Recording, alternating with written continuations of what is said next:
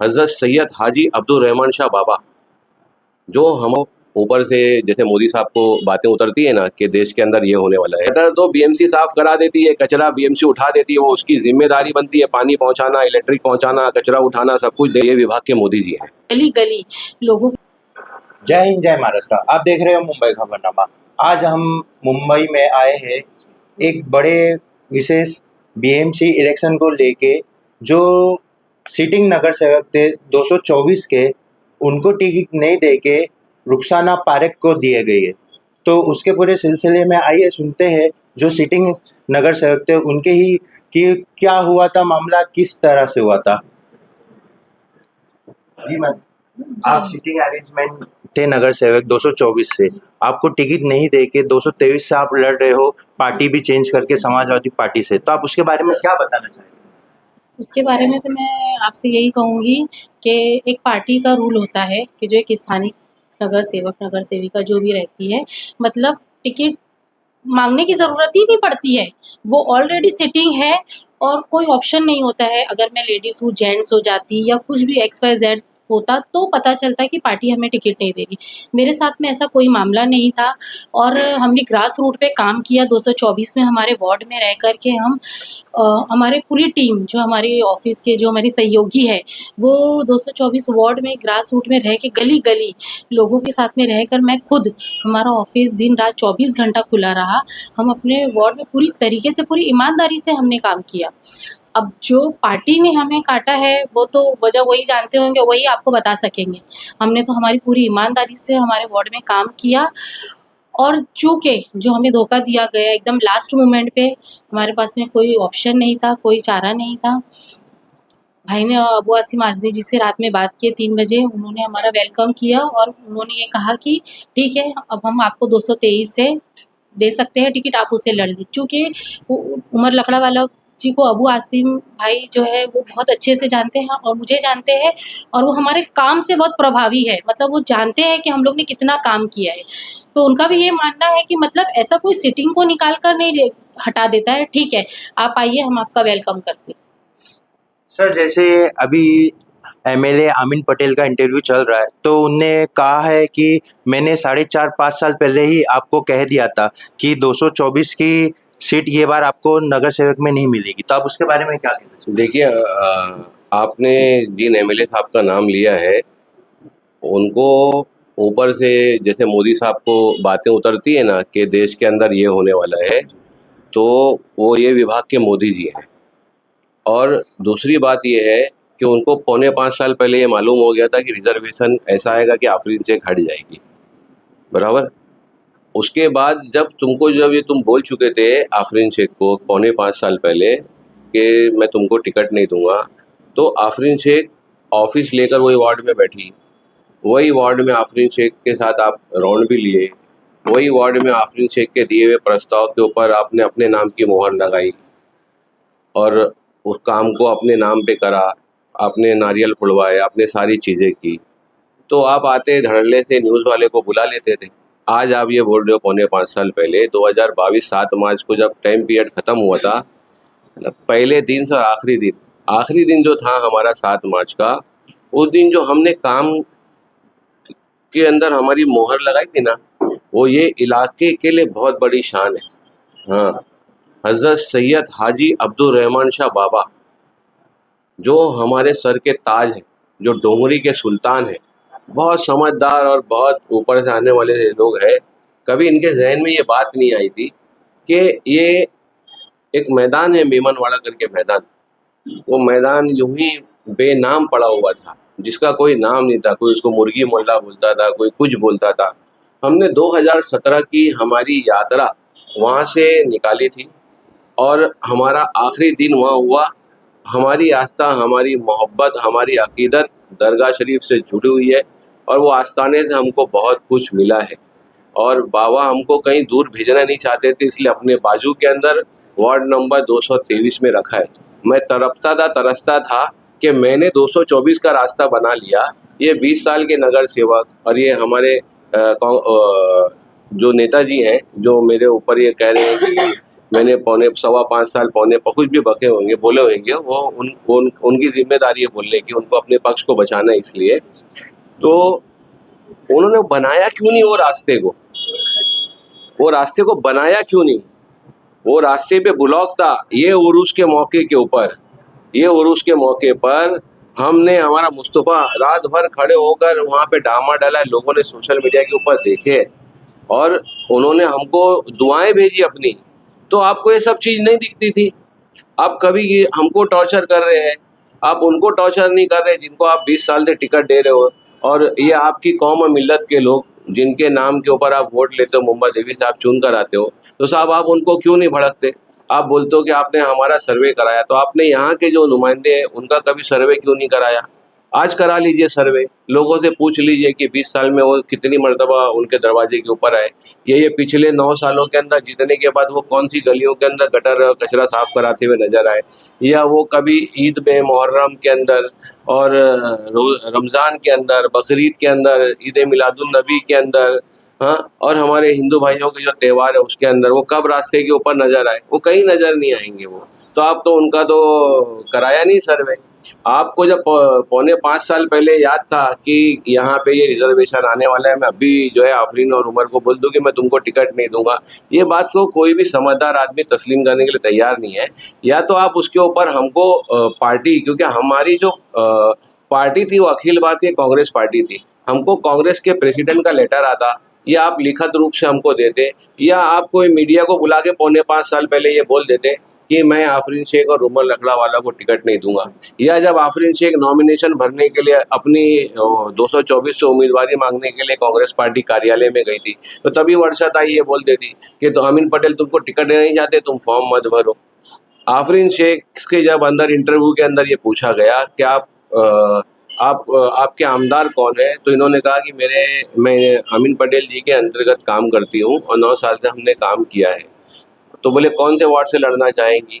तो इन्होंने कहा कि मैं वार्ड नंबर 224 से ही लड़ना चाहूँगी। तो जब आप ये बोल चुके हो कि मैं आपको टिकट नहीं दूंगा, तो आप वहाँ आफरीन से कोई सवाल क्यों कर रहे हो? आफरीन में कोई दूसरे वार्ड की कोई बात करो, दूसरे वार्ड की कोई बात करो। आप वहाँ डायरेक्ट बोल दो ना, इतने कांग्रेस के लीडर बैठे थे, बाबा मैं तो तुमको पौने साल 5 साल पहले बोल दिया टिकट नहीं दूंगा, तुम लोग फॉर्म क्यों भरे, यहाँ आए क्यों? तो आपने ये ढोंग रचा, आपने हमको धोखा दिया, आपने हमको ये समझाया कि नहीं पहले मैं ना 100% तुम लोग के खिलाफ था, अब मैं 40%। भाई क्यों खिलाफ थे हमारे? हमने तो आपकी इज्जत की, हमने आपकी तहजीब की, अपना बड़ा भाई माना, अपना सरपरस्त माना।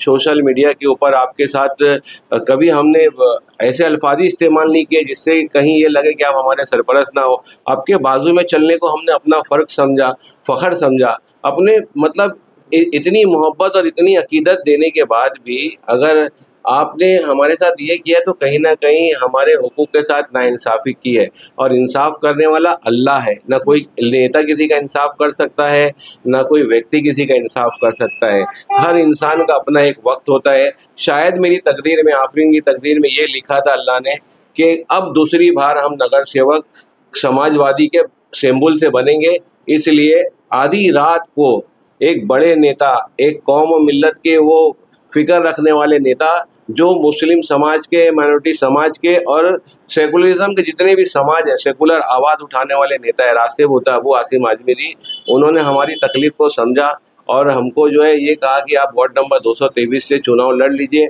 224 के अंदर आप आज़ाद उम्मीदवार लड़ने से बेहतर है कि आप 223 में चुनाव लड़ लीजिए। तो मैं किसी को बुरा नहीं कहना चाहता और ना मैं वो ये टॉपिक के ऊपर कब टिकट कटी, क्यों कटी, इस पे अब आगे बात भी नहीं करना चाहता। हमारा एजेंडा सिर्फ अभी फाइनल एजेंडा हमारा ये है कि वार्ड नंबर 223 की जनता जो 20 साल से अपने नगर सेवक को चुन के जाने के बाद ढूंढते रहती है, उनके कामों के अंदर कहीं कोई नज़र नहीं आता। गटर तो बीएमसी साफ करा देती है, कचरा बीएमसी उठा देती है, वो उसकी जिम्मेदारी बनती है, पानी पहुंचाना, इलेक्ट्रिक पहुंचाना, कचरा उठाना, सब कुछ देना। मगर एक इंसान की अपनी ज़ाती भी तकलीफ़ें होती है, बिल्डिंगों की तकलीफ़ होती है, बहुत सारे एक नगर सेवक से जुड़े हुए काम होते हैं, वो एमएलए से कहीं ज़्यादा काम होते हैं। और ये जो इलेक्शन होता है ना, ये इलेक्शन से कोई सरकारें नहीं बनती। ये इलेक्शन को हम ये निगाह से नहीं देख सकते कि आप कांग्रेस को वोट दीजिए वरना बीजेपी आ जाएगी। बीजेपी के नाम से डरा डरा के आपने वार्ड नंबर 223 के लोगों को इस तरीके की नुमाइंदगी दी है कि वार्ड नंबर 223 के अंदर कभी भी कोई भी ऐसा फलाही काम नजर नहीं आया और लोग इसके लिए तरसते रहे और परेशान रहे। आज अल्हम्दुलिल्लाह सुम्मा अल्हम्दुलिल्लाह मैं अल्लाह का बेइंतहा शुक्रगुजार हूँ और बड़ा पुरमुतमईन हूँ कि फैसला करने वाली ज़ात, इज्जत और जिल्लत देने वाली ज़ात सिर्फ एक है, वो अल्लाह है और वही हमें कामयाबी देगा। और जो लोगों के बीच में आज आफरीन शेख जी निकली यहाँ की उम्मीदवार और लोगों का उनको बहुत सारा प्यार मिला, सम्मान मिला, उनको लोगों ने दुआएं दी, बोली बेटी तू इतने सालों से कहाँ थी, तो हमने तुम्हारे को देखा है कि तुमने वहाँ कितना काम किया है। हम लोग खुशनसीब है कि तुम हमारे यहाँ से खड़ी हुई हो बेटा, हम लोग तुम्हारे साथ हैं, तुम्हारी बहनें, तुम्हारी माएँ और तुम्हारे भाई, तुम्हारे बुजुर्ग, एक एक लोग इलेक्शन के दिन निकल कर तुम्हारे निशानी जो साइकिल है ना बेटा उसके ऊपर लगाकर अब यहाँ पे वार्ड नंबर 223 को अंदर बड़ा बदलाव लाएंगे और तुमको जिता के लाएंगे। ये आज इन्होंने सुनकर आया है और समाजवादी पार्टी के एक एक कार्यकर्ता और लीडर लोग ने वादा किया आफरीन आपा को कि आप समाजवादी में आई हैं, आपका वेलकम है, दिन रात एक कर देंगे आपको जिताने के लिए और घर घर तक पहुंचने के लिए। और हम वार्ड नंबर 223 के सभी लोगों से ये वादा करते हैं, आप इस बात का यकीन रखिए, जो इंसान का कैरेक्टर जैसा होता है वो वैसे ही होता है। अगर आपने हमको कहीं देखा नहीं है तो आप हमारा सोशल मीडिया उठाकर देख लीजिए, हमारे साथ जुड़े हुए लोगों का सोशल मीडिया उठाकर देख लीजिए, काम के अलावा वहाँ बकवास नहीं मिलेगी। और जिसको आप किसी सिंबल के नाम पर वोट देना चाहते हैं कि ये हमारी परंपरा रही है, हमने देखा है कि हमारे बाप दादा फलानी पार्टी से बिलोंग करते, आज वो वक्त नहीं रह गया है।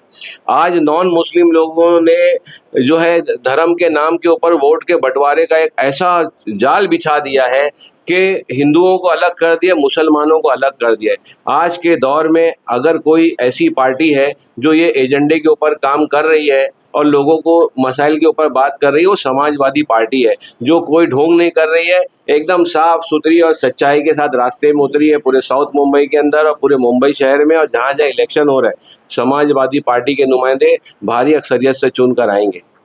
मैम लास्ट क्वेश्चन, जैसे 2017 में आप 224 में 223 तो 31 वोट से हम लोग जीते, ओके 17 तो वोट से जीते थे और हमारे को 8,000 के करीब वोट मिले थे और हमारे सामने जो उम्मीदवार थे उनको 5-5.5 के करीब कुछ वोट मिले थे उनको। तो सर ये बात 223 में आपने एक फिगर राउंड किया, हम कितने वोट से जीतेंगे? देखो गुरूर तकब्बुर एक इंसान पे नहीं अच्छा लगता, वो तो सिर्फ अल्लाह की ज़ात पे अच्छा लगता है। वही सबका मालिक है, वही सबका खालिक है, वही चलाता है, वही खिलाता है, वही बढ़ाता है, वही झुकाता है, वही गिराता है। ये उमर का ईमान है, ये आफरीन का ईमान है, ये एक सच्चे मोमिन का ईमान है। और मैं वो शख्स हूँ जिसके दिल के अंदर मंदिर का भी दर्द है, मस्जिद का भी दर्द है, गरीब का भी दर्द है, फ़कीर का भी दर्द है, रास्ते को भी सही करना है और सारी चीज़ों को सही तरीके के ऊपर लाना है। जो छवि 224 में हमने करके आई तो वहाँ हमने इतना काम टॉर्चर में रहकर किया है, तो यहाँ हमको खुला मैदान मिला है। ये वार्ड के लोगों को मैं बोलता हूँ कि ये वादा नहीं है, ये यकीन कर लो कि इंशाल्लाह समाजवादी पार्टी की नुमाइंदा आपकी बहन ये वार्ड के अंदर एक ऐसी नुमाइंदा है कि जो इस रूप के अंदर है और लोगों के बीच में जाती है। आप मांडवी कोलीवाड़ा जाओ, मांडवी कोलीवाड़ा, ये सुन के जाना बात। मांडवी कोलीवाड़ा हमारे वार्ड का वो हिस्सा है जहाँ पे पूरे हमारे मराठी भाई रहते, पूरे मराठी भाई रहते।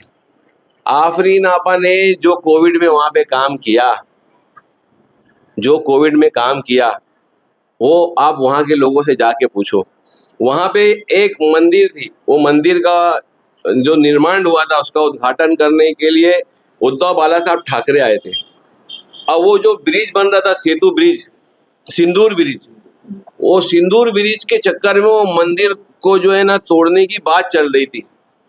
तो यहाँ पे धर्म और ये सब चीजों को ऊपर रखकर एक समाज सेवक और एक नगर सेवक की जो जिम्मेदारी बनती है कि हर मजहब और हर चीज का सम्मान करना उन्होंने वो जो मंदिर की लड़ाई लड़े, बीएमसी को चुनौती दिए, हम पोस्ट से हट चुके थे और बीएमसी के अंदर हर्लेकर थे असिस्टेंट कमिश्नर, उनकी आंखों में आंखें डालकर बोले कि पहले रास्ते में एक दूसरी मंदिर बनाओ, पहले रास्ते में एक दूसरी मंदिर का निर्माण करो और भगवान जी को पूरे एहतराम से वहां से उठाओ और वहां पे ले जाके विराजमान करो। ये बोलने वाली एक मुस्लिम खातून नगर सेविका आफरीन शेख थी। और वहीं अकबरी मस्जिद के सामने जो बशीर मूसा पटेल ने 20-25 साल पहले उन्होंने किसी शौचालय बनाए थे, वो चीज बनाए थे, वो लोगों की आंख में कभी आया नहीं। वहाँ पे जो पूरी जगह से लोग नमाज पढ़ने आते हैं वहाँ पे, और बाजू एक मस्जिद है, मस्जिद से लगी मंदिर है, एक दीवार है, बीएमसी उसको तोड़ने जा रही थी। तो ये ब्रिज के चक्कर के अंदर बीएमसी तोड़ने जा रही थी वो दीवार को तोड़ने के लिए, और ये मंदिर और मस्जिद की गंगा जमुना तहजीब और मोहब्बत को बाकी रखने के लिए आफरीन शेख रास्ते में थी और कोई रास्ते में नहीं था, और उसने उसको बचाकर दिखाया। ऐसे बेशुमार काम है। कभी काम के बारे में हमारे साथ इंटरव्यू लेंगे तो आपको मैं समझता हूँ 6 घंटा में बोलता रहूँगा और आपका हाथ थक जाएगा, आप बोलेंगे उमर भाई बस करो। और मैं ये चैलेंज कर रहा हूँ कि आप सामने जो हमारे नुमाइंदे हैं, वो नुमाइंदे के बारे में आप जाइए, घूमिए, जरा मालूमात कीजिए, ज़्यादा सवाल ही मत कीजिए, लोगों को पूछिए आखिरी बार उनको कब देखा, बस इतना मेरे बात। जैसे आप देख रहे हैं कि मुंबई करो के लिए ये बात सिंबल कोई पार्टी का वो नहीं है, हम वोट देंगे कैंडिडेट को देख के, जो काम करेगा हम उसको वोट देंगे। ऐसी और खबर के लिए जुड़े रहिए मुंबई खबरनामा, जनता की आवाज़ सच के साथ।